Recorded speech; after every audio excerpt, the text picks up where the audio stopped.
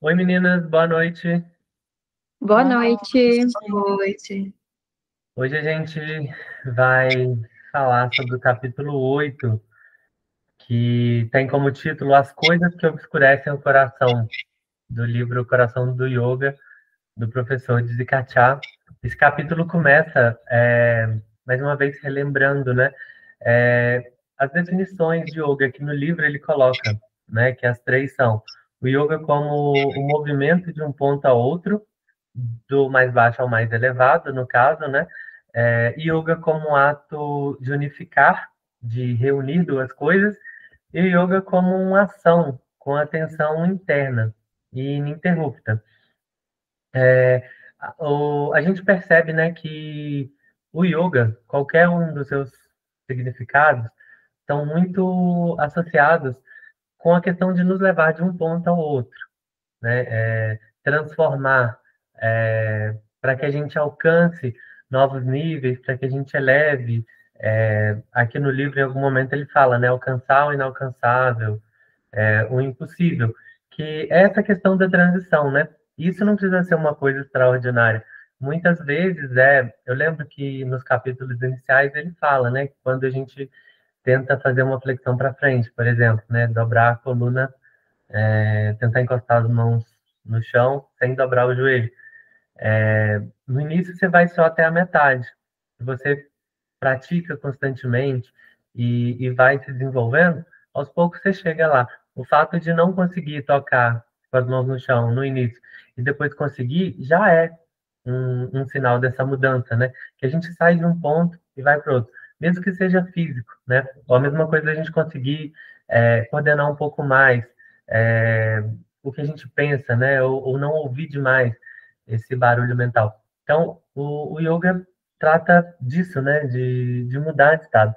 E não existe um ponto certo para começar a praticar yoga, né? Só precisa começar, na verdade. Cada pessoa vai começar de um ponto, de uma necessidade. Isso não tem uma regra, né? O yoga não exige que a gente tenha uma religião, né? Ele surgiu na Índia, mas não quer dizer que a gente precisa ser hinduísta, né? Para poder praticar. Então, não existe isso, né? Religião não é um pré-requisito. Geralmente as pessoas começam a praticar o yoga quando elas veem uma necessidade, né? Talvez quando começa a perceber que elas não estão fazendo bem para as pessoas que estão em volta ou para si mesmo, né? E isso muitas vezes acontece por conta de um véu que tampa, né, os nossos pensamentos ou obscurece eles, que é o avidya.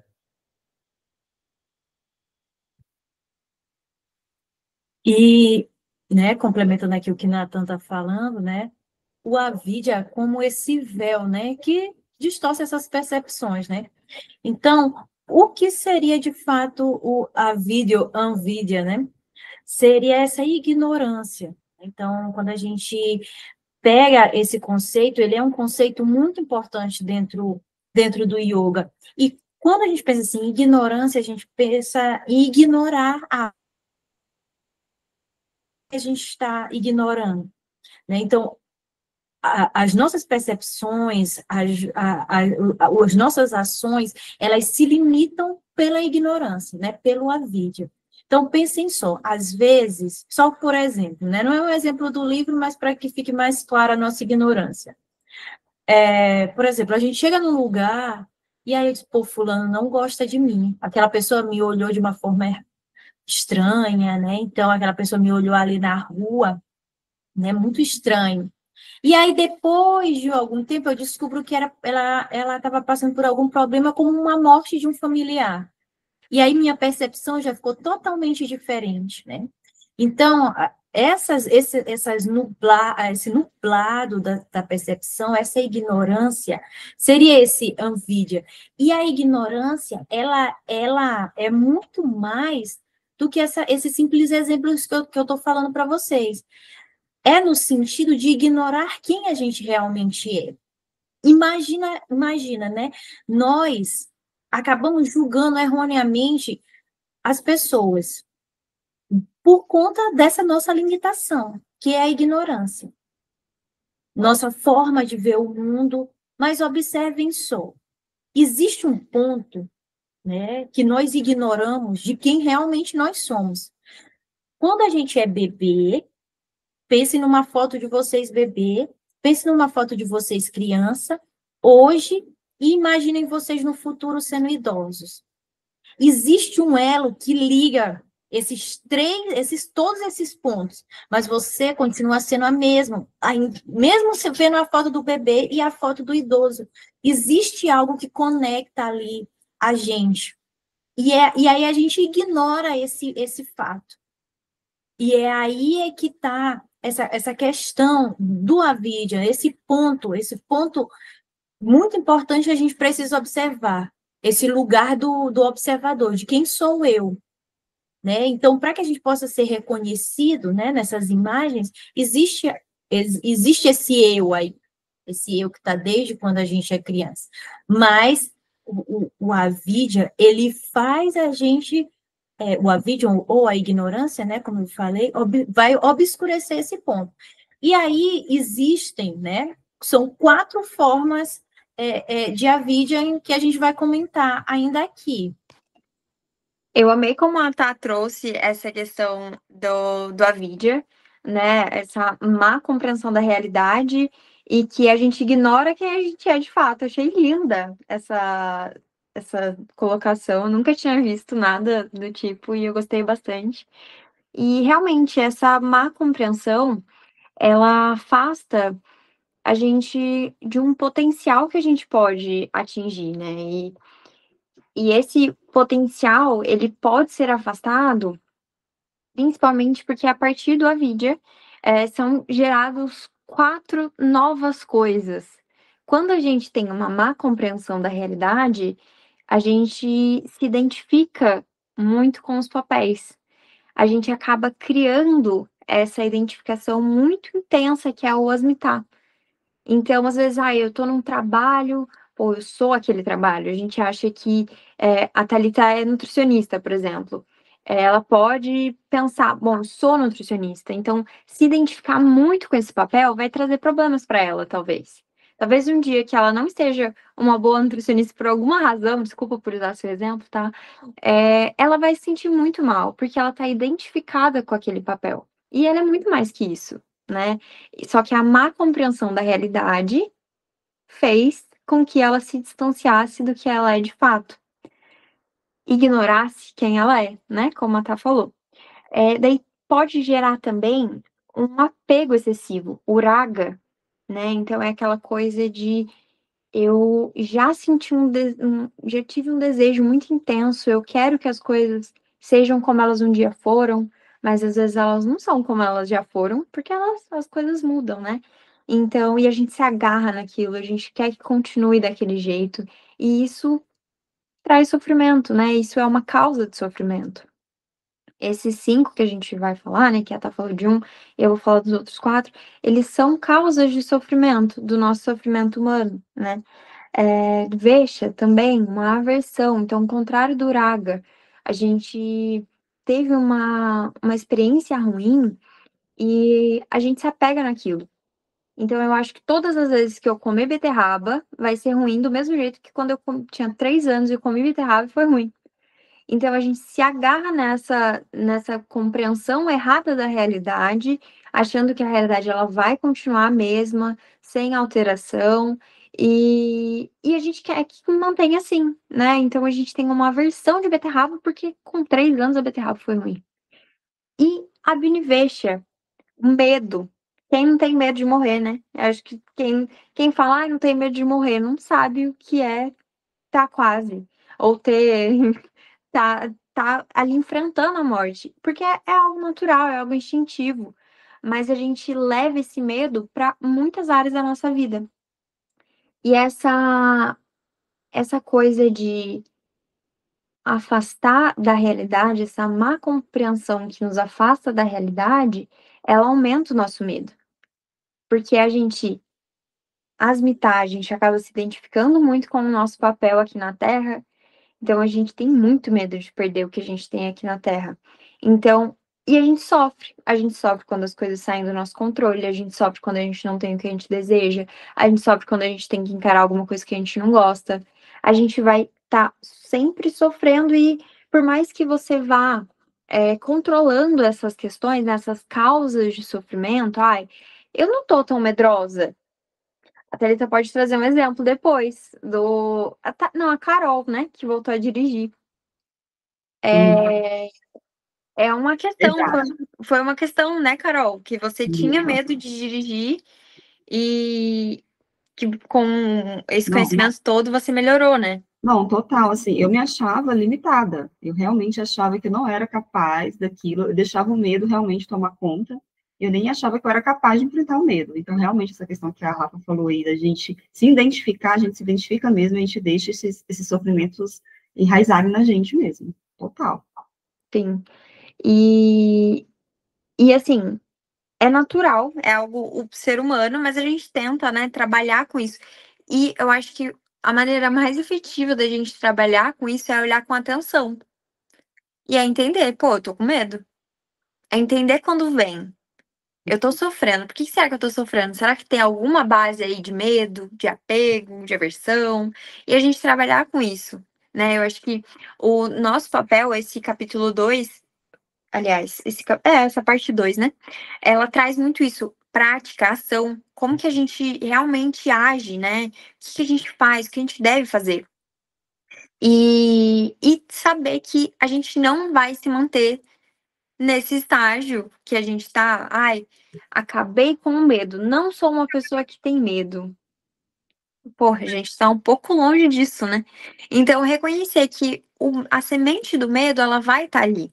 Pode ser que a gente não regue ela.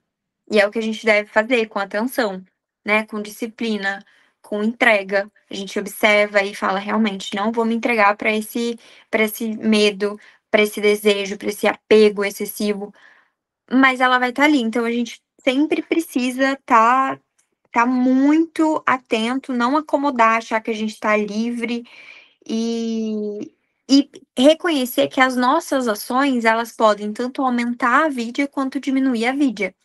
Então, quanto mais a gente reforça, alimenta o nosso apego, alimenta o nosso medo, mais ele vai crescer. Quanto mais a gente dissipa isso, vai diminuir, que é o esforço que a gente busca, né? Que é difícil, mas é o que a gente busca. Sim, Rafa, total. Eu gostei muito disso aí que você falou, né? E complementando tudo que todo mundo trouxe aqui, o principal objetivo do yoga, ele é realmente trazer mais clareza para a gente. Porque a gente está tão sendo levado pelas coisas da vida, né? A gente vive tanto no automático que a gente não observa que a gente tem apego, que a gente tem medo, que a gente tem aversão. A gente não observa isso, a gente realmente está com esse véu aí que a Thalita falou para a gente do avidya. Então, assim, o principal objetivo do yoga é trazer mais clareza para a gente. Porque quando a gente atinge aí um nível de compreensão melhor sobre a nossa vida, a gente fica mais calma, a gente tem mais paz, porque a gente sabe realmente quem a gente não se deixa tanto ser apegado a essas causas de sofrimento que a Rafa falou. E no yoga, a gente tem um conceito que ajuda muito a gente nisso, que é o Kriya Yoga, né, que é o yoga da ação, é o yoga que a gente coloca em prática.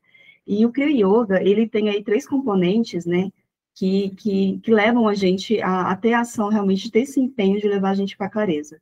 Né? O primeiro componente dele é o tapas, que a gente pode aí colocar ele como seria esse fogo interno, né, de ter um empenho, realmente. Porque, assim, a gente tenta se livrar desses véus e ter mais clareza na nossa vida. Só que a gente tem várias situações acontecendo e a gente nem sempre está tão empenhado. E ter esse fogo, ter esse tapa de você ter sempre o empenho de ter ferramentas para te trazer clareza, pode ser uma terapia, pode ser uma prática de yoga, meditação, o que traz você para ter mais clareza diante da sua vida, né? Então, você ter esse empenho. Nem todo dia a gente está com esse empenho. Então, é um fogo mesmo que a gente tem que alimentar dentro da gente para ter esse empenho aí. Esse é um pouquinho sobre o tapas. O segundo componente do Kriya Yoga é o Svadhyaya, que é que a gente traz como um autoestudo. Então, assim, a gente tem esse empenho de fazer o nosso melhor, mas a gente também precisa se estudar no processo. A gente precisa se conhecer, né, fazer um autoestudo e refletir sobre as coisas que a gente está fazendo, sobre se o caminho que a gente está indo realmente está nos levando para essa clareza. Então, esse autoestudo, ele sempre está guiando a gente durante a nossa prática de yoga, e a gente sempre tem que estar se autoestudando. E o segundo componente do Kriya Yoga é Ishvara Pranidhana, né, que alguns estudos do yoga, algumas escolas podem trazer como a gente se entregar humildemente a Deus. Mas no yoga a gente não tem essa, como o Natan falou logo no início, a gente não tem essa questão de você precisar acreditar em um Deus ou aceitar um Deus. Né? A gente é muito livre. Então, você pode trazer essa concepção de Ishvara Pranidhana como você simplesmente ser aberto à vida, ser aberto a esse fluxo da vida que rege tudo. Então, o Kriya Yoga, assim, resumindo bem, ele é esse empenho da gente fazer o nosso melhor, buscando esse contexto de trazer mais clareza, se estudar no processo, porque a gente vai errar, a gente vai tropeçar, a gente vai deixar o empenho de lado, fazer outras coisas, então a gente tem que estar sempre voltando e se estudando para saber se a gente está no caminho certo, e entregar esse nosso esforço ao fluxo da vida, entregar o que você acredita, a Deus, ao universo. Então é isso, a gente ter o empenho, se estudar no processo e deixar o resultado para o fluxo da vida agir. Né? É um pouquinho sobre isso. E como Carol, né, falou, né, todas essas informações são muito importantes, né? E por quê? Porque o avidya, né, essa ignorância, ela pode retornar, né? Então ela pode voltar. Não é porque a gente está ali na prática, como a Carol falou, fazendo todos esses trabalhos internos, também fora, que a gente vai estar livre da ignorância. Né? A ignorância ela pode estar guardada dentro da gente em níveis cada vez mais profundos, né? E aí a gente pode ter a arrogância de pensar, eu já estou livre de avidya, dessa ignorância, mas não. Em algum momento, segundo o texto, né, ele fala, essa semente ela pode germinar, né? Ele diz exatamente isso, que é uma semente. E se ela tiver o momento certo, oportuno, ela pode aparecer novamente. Então, a gente precisa ter esse cuidado, esse olhar. E quando ele fala no texto, né, quando eu estava lendo, eu lembrei muito de uma passagem que ele não cita no livro, né, do Coração do Yoga, mas eu lembrei muito da passagem do Evangelho que diz assim, que a gente precisa orar e vigiar. Né? Então, é esse lugar da gente estar sempre prestando atenção, né, com esse autoconhecimento, prestando atenção na gente mesmo, porque as diferentes ignorâncias, né, como a Rafa falou, elas podem voltar, né, então em algum momento ela vem e vai emergir dentro da gente novamente, e aí qual é, né, o que pode fazer para reduzir essa ignorância, é justamente o que o livro fala, né, é a prática do yoga, né, então, que não deve ser feito esporadicamente, mas sim com uma constância, né? Tem que ser realizada ali todos os dias, porque para evitar que esse sentimento de avidya, né? Que essa ignorância volte. Quais são as práticas de yoga, né? Essas que a gente já conversou aqui, né? A meditação, pranayama, os asanas, todos esses pontos, eles são caminhos que reduzem a nossa ignorância, a nossa ignorância de quem a gente realmente é, né, dessa parte interna. E aí temos as consequências das ações, né, que a gente precisa estar prestando atenção.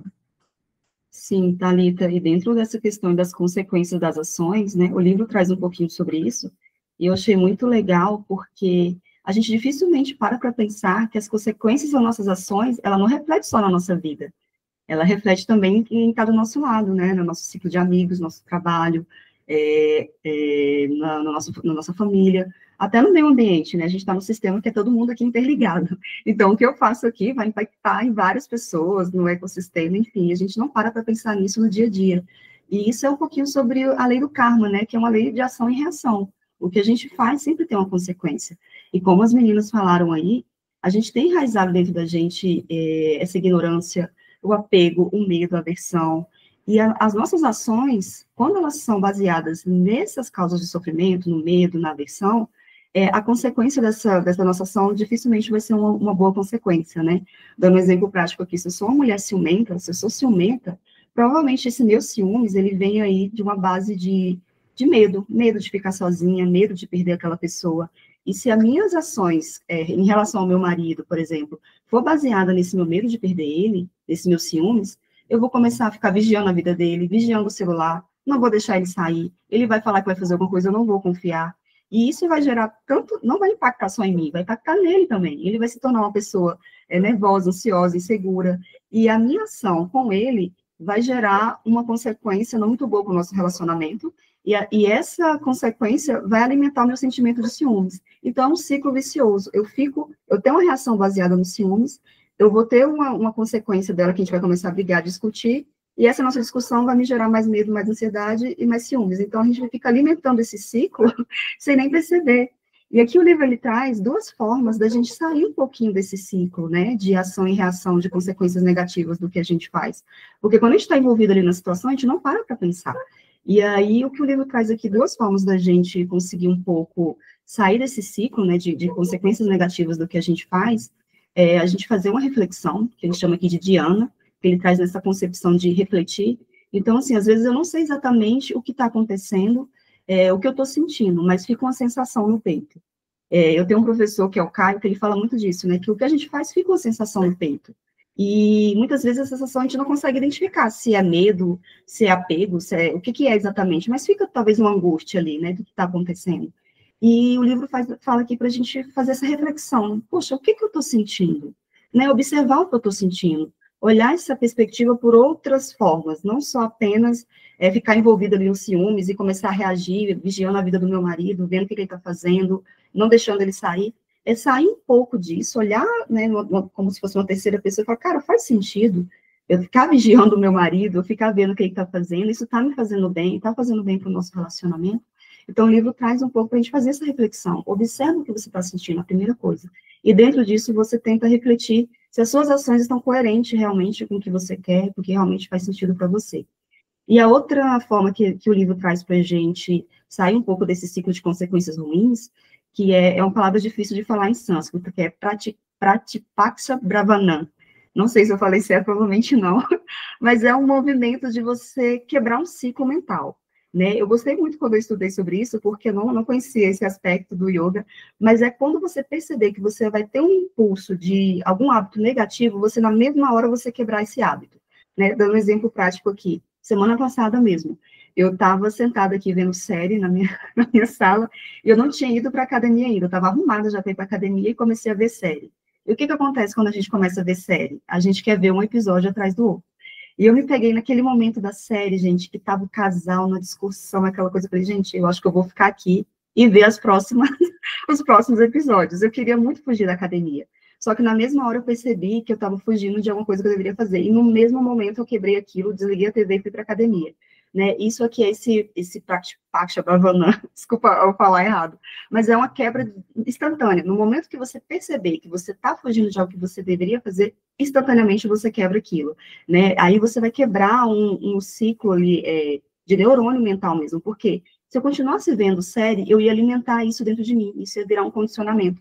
Cada vez que eu quisesse fazer algo que era uma obrigação minha, eu ia fugir e tentar fazer outra coisa. Então, você quebra na hora e você tira um pouco esse ciclo de você alimentar um hábito dentro de você, né? Você tira aquele padrão mental. É basicamente isso aí, essas duas formas que a gente tem de quebrar essas consequências ruins. É você observar, né, fazer essa reflexão, e também quando você observar que está fazendo algo ruim, você no mesmo momento você muda a sua atitude e faz algo oposto do que você queria fazer. Partindo do que a Carol falou, a gente vai ver um pouco agora no livro um pouco do oposto disso, né? Que o professor fala aqui no livro que um conceito que está intimamente ligado à vidya, né? Que é essa nuvem que nubla a nossa mente, é o conceito de dukkha, que pode ser traduzido como se fosse um sentimento de limitação. Ele escreve um pouco mais como a gente poderia enxergar esse conceito de dukkha, que é como se fosse um esmagamento. Numa situação aqui, ele fala até que pode ser um problema, uma doença, né? Embora a gente não deva, de forma nenhuma, associar dukkha a uma coisa física, né, material. É absolutamente um estado mental. E de onde surge, né, dukkha? Na verdade, dukkha é a confusão do estado de avidya. Por exemplo, em avidya a gente está com a mente, né, coberta por uma névoa que não deixa a gente perceber, às vezes, que está sentindo inveja, ódio, apego, medo. E quando a gente não percebe que é avidya, e como a Carol acabou de explicar, né? Percebe que está dentro de um comportamento condicionado e não toma nenhuma atitude, né? Não medita sobre isso para tentar sair, você entra nesse estado de dukkha. Dukkha é esse esmagamento, é como se você não pertencesse, não sentisse, né? Em outras palavras, é como se fosse aquele estado de você estar se sentindo mal por não estar vivendo a realidade. E, na verdade, não está, né? Porque quando você está dentro de Avid ali, você acha que você está totalmente coberto de razão, né? É uma realidade inventada, é uma percepção muito pessoal. Então, é mais do que natural você não vê sentido nas coisas, não se encaixar em lugar nenhum, se sentir totalmente pressionado e esmagado, sem ter motivo nenhum.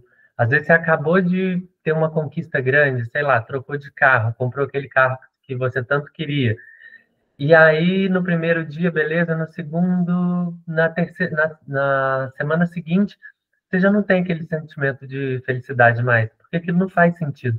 Então, não é uma coisa material, não é uma coisa física, né, que vai te fazer enxergar aquilo, porque tem algo nublando a sua mente, né? Não dá para enxergar as coisas com clareza. Então, isso seria dukkha, né? Eu anotei aqui 3 tipos que o professor descreve no livro, 3 tipos de forma que dukkha vai se manifestar. A primeira é pela perturbação, né, ou desconforto. Quando a gente sente alguma coisa mexendo na estabilidade, né, naquela falsa sensação de estabilidade que a gente insiste em achar que tem. Por exemplo, tive um problema no meu computador ou no meu celular, não estou conseguindo acessar a internet. Me incomodou, fico super irritado, mal-humorado, porque me tirou da minha zona de conforto, né? Da minha estabilidade. Então, a gente acha que precisa disso, mas não precisa. Então, é uma das primeiras formas que dukkha se manifesta. A outra que ele descreve é a mudança, né? Quando a gente tem que mudar qualquer coisa, que seja um hábito, por exemplo, um mau hábito. A gente pode pegar, por exemplo, aqui. Eu não quero comer mais ultraprocessados.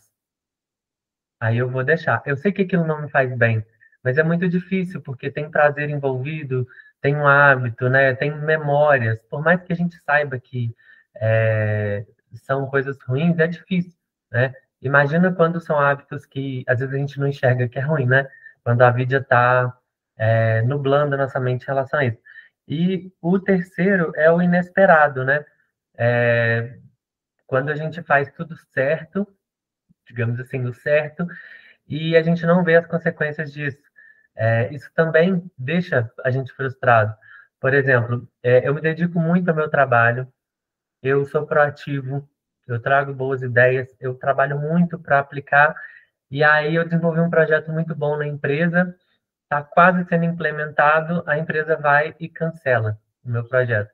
Então, todo o meu trabalho se esvai, né? É uma coisa que não tem como controlar, mas ainda assim a gente acaba, né, se sentindo mal valorizado, desprezado, enfim, tem uma série de sentimentos que são desagradáveis, porque a gente se deixa afetar muito pelo inesperado, né, como se a ação, alguma ação externa, a gente mudasse parte do que a gente é, né, e, no caso, como que a gente se livra, né? Como a gente sai, na verdade, desse estado de dukkha. É só através da clareza, né? Da leveza. Quando a gente começa a se identificar menos com isso, não é um processo fácil, longe disso, né? Aliás, a solução que o livro, né, que o professor traz para a gente aqui, é a prática do yoga, né? Para a gente ter essa clareza, conquistar isso de novo e a gente alcançar o conceito de sukha, que seria como se fosse a leveza, uma clareza, mais espaço, para a gente poder viver e ser a gente mesmo, né?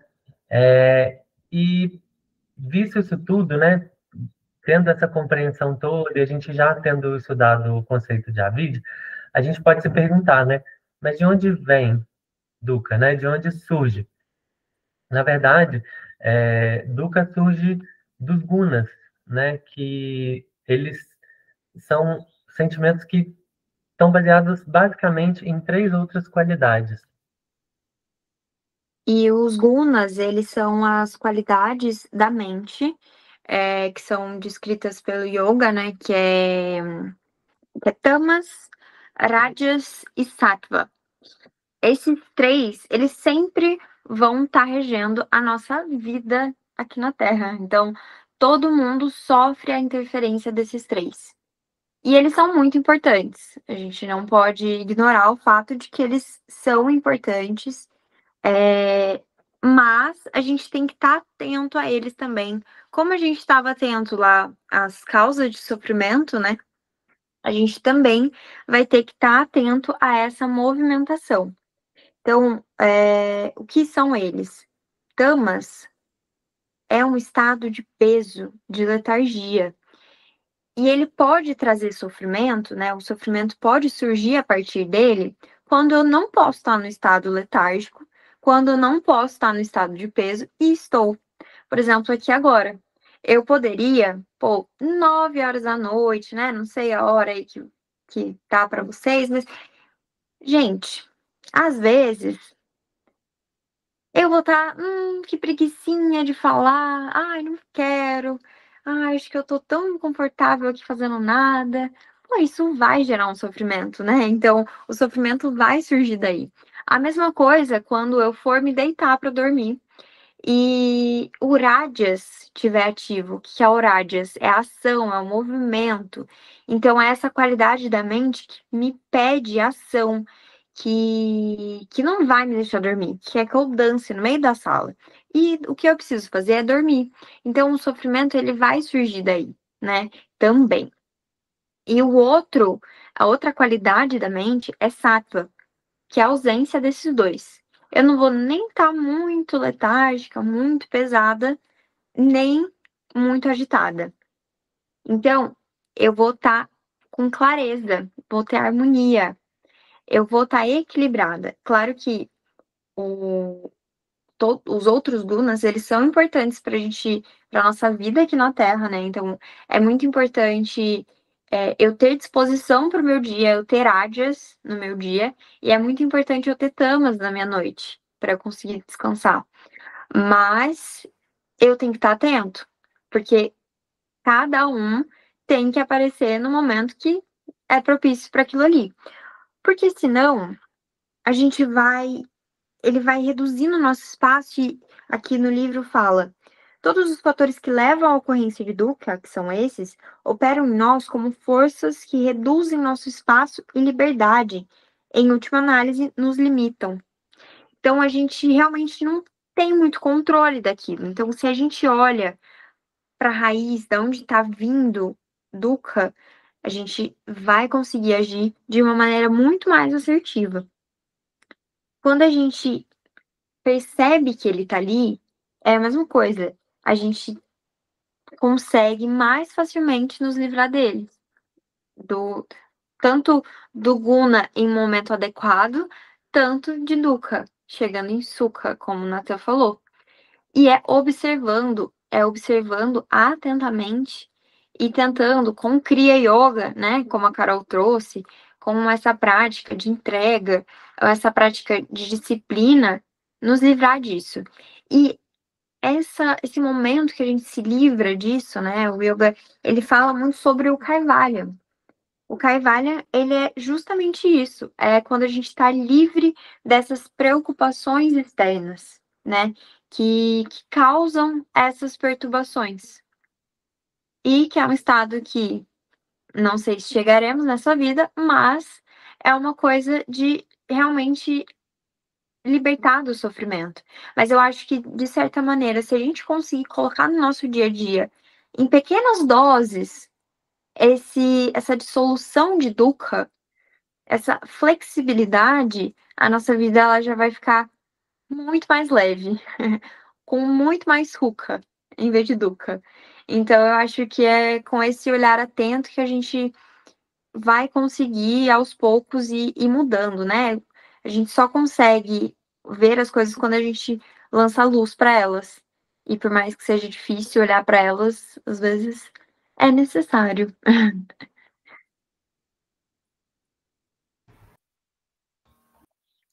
Muito bem. Acho que por hoje é isso, né, galera? Alguém quer acrescentar mais alguma coisa? Alguma reflexão sobre esse capítulo? Não, Então, muito bom, perfeito. não, eu gostei muito desse capítulo também, né? Ele trouxe um pouco mais assim, da parte prática mesmo, de como a gente se libertar aí desses véus e tudo. Então, eu gostei bastante. Acho que foi bem construtivo esse nosso encontro hoje. Também gostei bastante desse capítulo de ação, né? Sim. A gente botar o yoga em prática, arregaçar as mangas e ir. Legal. É isso, meninas. Até a próxima. Até! Até semana que Tchau. vem. Tchau, tchau.